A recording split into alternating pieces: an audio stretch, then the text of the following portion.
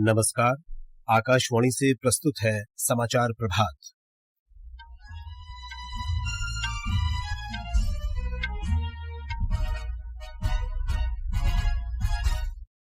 प्रधानमंत्री नरेंद्र मोदी आज भुवनेश्वर में ओडिशा सरकार की प्रमुख पहल सुभद्रा योजना का शुभारंभ करेंगे। राष्ट्रपति द्रौपदी मुर्मू आज नई दिल्ली में 8वें भारत जल सप्ताह 2024 का शुभारंभ करेंगी। जम्मू कश्मीर विधानसभा चुनाव के कल होने वाले पहले चरण के मतदान की सभी तैयारियां पूरी। पश्चिम बंगाल सरकार ने कोलकाता दुष्कर्म और हत्या मामले में प्रदर्शनकारी डॉक्टरों की 4 में से 3 मांगे मानी। सरकार आज से देश भर में स्वच्छता ही सेवा अभियान 2024 शुरू करेगी।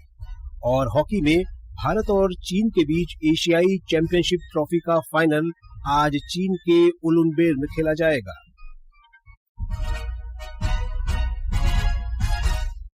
समाचार प्रभात के साथ मैं विशाल शर्मा। प्रधानमंत्री नरेंद्र मोदी आज भुवनेश्वर में ओडिशा सरकार की प्रमुख पहल सुभद्रा योजना का शुभारंभ करेंगे। हमारे संवाददाता ने बताया है कि प्रधानमंत्री कई योजनाओं और परियोजनाओं की आधारशिला भी रखेंगे।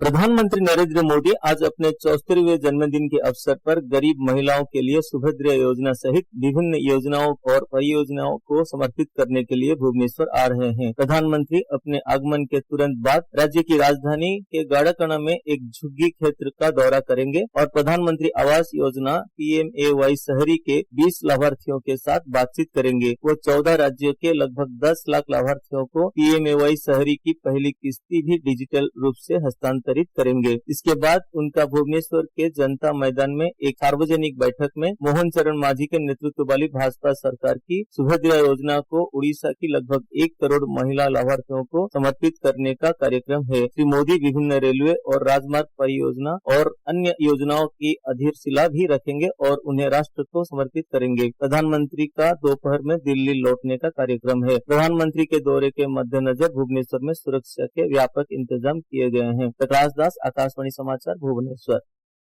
केंद्रीय गृह और सहकारिता मंत्री अमित शाह ने प्रधानमंत्री नरेंद्र मोदी को उनके 74वें जन्म दिवस पर शुभकामनाएं दी हैं।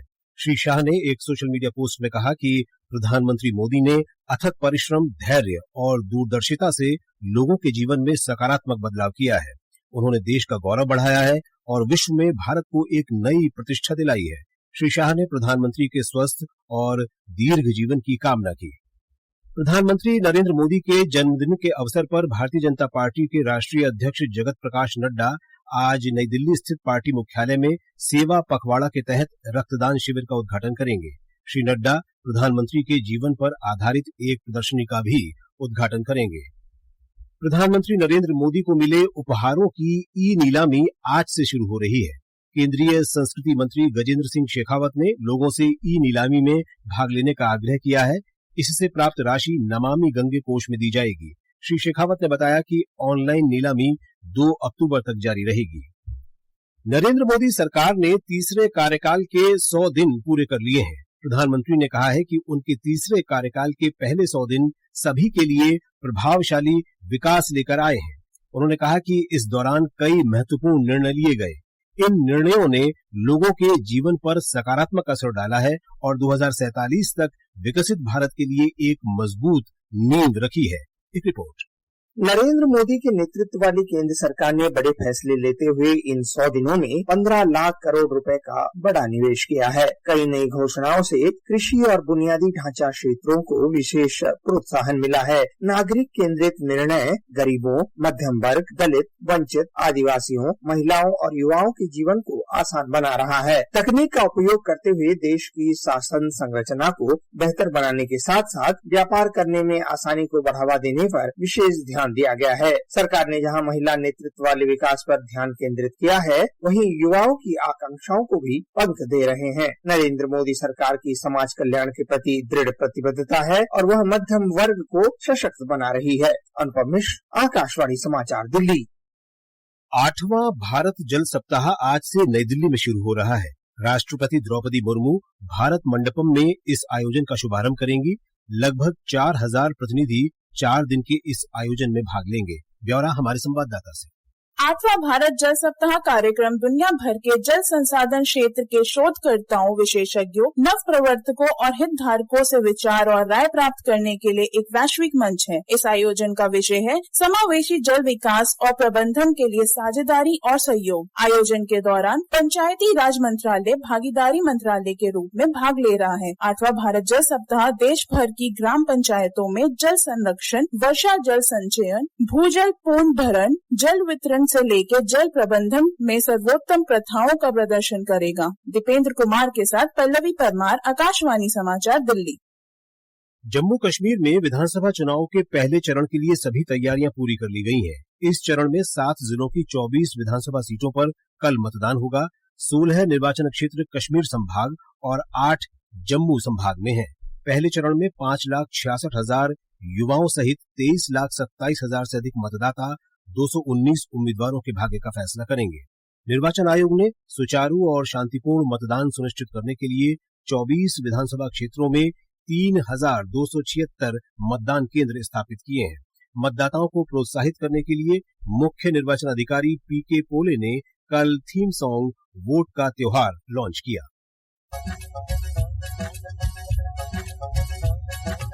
आया रे आया वोट का त्योहार, आया रे आया वोट का त्योहार, वोट न कर बेकार साथी, वोट न कर बेकार, वोट न कर बेकार साथी, वोट न कर बेकार, आया रे आया वोट का त्योहार।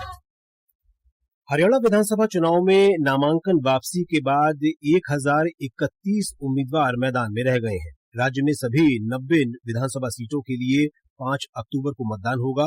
वोटों की गिनती 8 अक्टूबर को की जाएगी। ये समाचार आकाशवाणी से प्रसारित किए जा रहे हैं। खुजली झटपट दूर करे, मोहे जालिम लोशन, वही नाम वही काम, कुछ भी नहीं बदला। चर्म रोगों का दुश्मन जालिम लोशन। समाचार प्रभात में आपका फिर स्वागत है। स्वच्छता ही सेवा अभियान आज से शुरू हो रहा है। ये 2 अक्टूबर तक चलेगा। इस वर्ष की थीम है स्वभाव स्वच्छता, संस्कार स्वच्छता।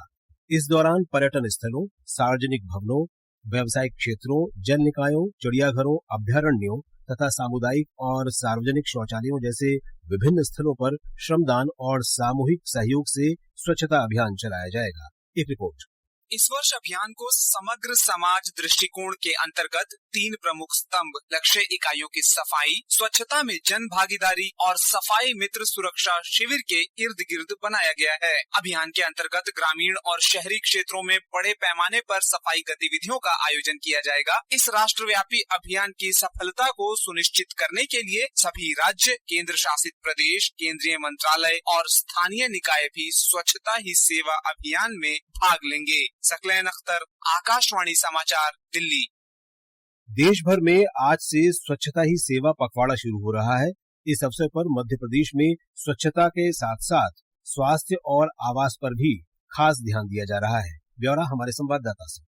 राज्यपाल मंगूभाई पटेल और मुख्यमंत्री डॉक्टर मोहन यादव स्वच्छता ही सेवा पखवाड़ा के पहले दिन सभी जिला चिकित्सालयों में प्रधानमंत्री जन औषधि केंद्रों के संचालन का शुभारंभ करेंगे। यह कदम मध्य प्रदेश के नागरिकों को सस्ती और गुणवत्तापूर्ण जेनेरिक दवाइयां उपलब्ध कराने की दिशा में महत्वपूर्ण प्रयास है। वर्तमान में मध्य प्रदेश के विभिन्न जिलों में 500 से अधिक जन औषधि केंद्र संचालित हैं। इन केंद्रों में मरीजों को ब्रांडेड दवाओं की तुलना में 50 से 90% तक कम दाम पर दवाइयां उपलब्ध हो रही है। इसके अलावा स्वच्छता ही सेवा पखवाड़े के पहले दिन मध्य प्रदेश के 51,000 आवासों में गृह प्रवेश कार्यक्रम भी होगा। प्रधानमंत्री आवास योजना शहरी के 2य चरण का शुभारंभ तथा पीएम स्वनिधि योजना के अंतर्गत अवार्ड वितरित भी किए जाएंगे। संजीव शर्मा, आकाशवाणी समाचार, भोपाल। पश्चिम बंगाल की मुख्यमंत्री ममता बनर्जी ने कहा है कि राज्य सरकार ने प्रदर्शनकारी जूनियर डॉक्टरों की 4 में से 3 मांगे मान ली हैं। कल रात कालीघाट स्थित अपने आवास पर जूनियर डॉक्टरों से मिलने के बाद मुख्यमंत्री ने कहा कि कोलकाता पुलिस आयुक्त विनय गोयल को हटा दिया जाएगा। उन्होंने बताया कि उत्तरी क्षेत्र के उपायुक्त का भी स्थानांतरण किया जा रहा है। चिकित्सा शिक्षा निदेशक और स्वास्थ्य सेवा निदेशक को भी हटाया जा रहा है। मुख्यमंत्री ने जूनियर डॉक्टरों से ड्यूटी पर वापस लौटने का आग्रह किया। बिहार के गया में प्रसिद्ध पितृपक्ष मेला आज से शुरू हो रहा है। केंद्रीय मंत्री जीतन राम मांझी आज दोपहर गया के विष्णुपद मंदिर में आयोजित समारोह में 15 दिन के पितृपक्ष मेले का शुभारंभ करेंगे। हिंदू परंपरा के अनुसार पितृपक्ष की 15 दिन की अवधि में पूर्वजों को श्रद्धांजलि अर्पित की जाती है। इस अवसर पर पितरों के मोक्ष के लिए श्राद्ध, पिंडदान और तर्पण किया जाता है। गणेश प्रतिमाओं के विसर्जन के बाद 10 दिन का गणपति उत्सव आज संपन्न हो जाएगा। महाराष्ट्र में बृहन्मुंबई नगर निगम ने आज अनंत चतुर्दशी पर गणपति विसर्जन के लिए व्यापक प्रबंध किए हैं। ब्यौरा हमारे संवाददाता से। मुंबई और उपनगरों में आज अनंत चतुर्दशी के दिन ढोल ताशे के साथ गणपति बाप्पा को भावपूर्णता से विदा किया जाएगा। पर्यावरण स्नेही गणेश विसर्जन के लिए 69 प्राकृतिक स्थलों के साथ ही बृहन्मुंबई नगर निगम ने 204 कृत्रिम विसर्जन स्थल बनाए हैं। इन कृत्रिम विसर्जन स्थलों की जानकारी भाविकों को QR कोड के द्वारा मिलेगी। सुरक्षा के लिए चौपाटी पर 48 मोटर बोट और 761 लाइफ गार्ड तैनात किए गए हैं। नगर निगम ने श्रद्धालुओं से अपील की है कि इस त्योहार की पवित्रता कायम रखे और त्योहार का आनंद उठाते वक्त सतर्क रहे। अंकिता आप्टे, आकाशवाणी समाचार, मुंबई।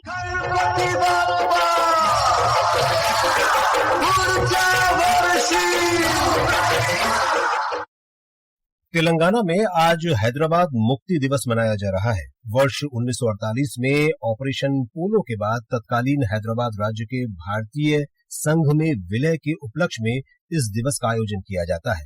केंद्रीय संस्कृति मंत्रालय ने इस अवसर पर सिकंदराबाद के परेड ग्राउंड में प्रमुख आयोजन किया है। भारत और चीन के बीच एशिया हॉकी चैंपियंस ट्रॉफी 2024 का फाइनल मुकाबला चीन के उलुनबेन में आज भारतीय समयानुसार दोपहर 3:30 पर शुरू होगा।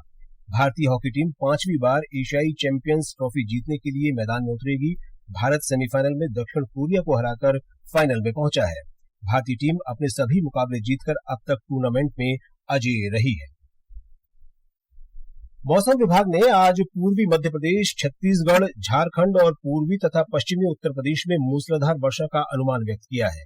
अगले 2 से 3 दिनों के दौरान नागालैंड, मणिपुर, मिजोरम, त्रिपुरा, अंडमान और निकोबार द्वीप समूह और उत्तराखंड में भी तेज बारिश की संभावना व्यक्त की गई है। 7 दिनों के दौरान अंडमान और निकोबार द्वीप समूह, विदर्भ, मध्य प्रदेश, कोंकण और गोवा में हल्की से मध्यम वर्षा हो सकती है। विभाग ने बताया कि झारखंड के ऊपर बना गहरा दबाव पश्चिमी उत्तर पश्चिम की ओर बढ़ेगा और अगले 5 से 6 घंटों के दौरान कमजोर पड़ जाएगा। बुकर पुरस्कार 2024 के लिए संभावित विजेताओं की घोषणा कर दी गई है। 55 साल के इतिहास में पहली बार महिलाओं की सबसे अधिक दावेदारी देखने को मिली है। कुल 6 नामित लेखकों में से 5 नाम महिलाओं के हैं। ये समाचार हमारी वेबसाइट www.newsonair.gov.in और हमारे न्यूज ऑन AIR ऐप पर भी उपलब्ध है। और अब आज के समाचार पत्रों की सुर्खियों के साथ हैं सरफिरोजी। धन्यवाद विशाल। दिल्ली के मुख्यमंत्री अरविंद केजरीवाल के आज पद से इस्तीफा देने को सभी अखबारों ने पहले पन्ने पर दिया है। जनसत्ता की सुर्खी है, उपराज्यपाल से मिलकर आज इस्तीफा दे सकते हैं केजरीवाल। विधायक दल की बैठक में तय होगा नए मुख्यमंत्री का नाम। गुजरात के गांधीनगर में वैश्विक नवीकरणीय ऊर्जा निवेशक बैठक में प्रधानमंत्री के संबोधन को समाचार पत्रों ने प्रमुखता दी है। हिंदुस्तान ने पीएम के शब्द को दिया है, भारत 1000 वर्ष के लिए विकास की नींव रख रहा, भारत की सौर क्रांति का अध्याय स्वर्ण अक्षरों में लिखा जाएगा। कोलकाता में आरजीकर मेडिकल कॉलेज और अस्पताल के आंदोलन कर रहे डॉक्टरों की मुख्यमंत्री ममता बनर्जी से बातचीत पर दैनिक जागरण की सुर्खी है, बंगाल में जूनियर डॉक्टरों की मांगों के आगे झुकी ममता सरकार। भारत में अल्पसंख्यकों की स्थिति को लेकर ईरान के सर्वोच्च नेता अयातुल्ला अली खामेनेई की टिप्पणी पर विदेश मंत्रालय का कड़ा रुख राष्ट्रीय सहारा सहित कई अखबारों में है। विदेश मंत्रालय के प्रवक्ता ने कहा, पहले अपने गिरेबान में झांके ईरान। धन्यवाद सरफिरोजी। और अब अंत में मुख्य समाचार एक बार फिर। प्रधानमंत्री नरेंद्र मोदी आज भुवनेश्वर में ओडिशा सरकार की प्रमुख पहल सुभद्रा योजना का शुभारंभ करेंगे। राष्ट्रपति द्रौपदी मुर्मू आज नई दिल्ली में 8वें भारत जल सप्ताह 2024 का शुभारंभ करेंगी। जम्मू कश्मीर विधानसभा चुनाव के कल होने वाले पहले चरण के मतदान की सभी तैयारियां पूरी। पश्चिम बंगाल सरकार ने कोलकाता दुष्कर्म और हत्या मामले में प्रदर्शनकारी डॉक्टरों की 4 में से 3 मांगे मानी। और सरकार आज से देश भर में स्वच्छता ही सेवा अभियान 2024 शुरू करेगी। इसके साथ ही समाचार प्रभात का ये अंक समाप्त हुआ। नमस्कार।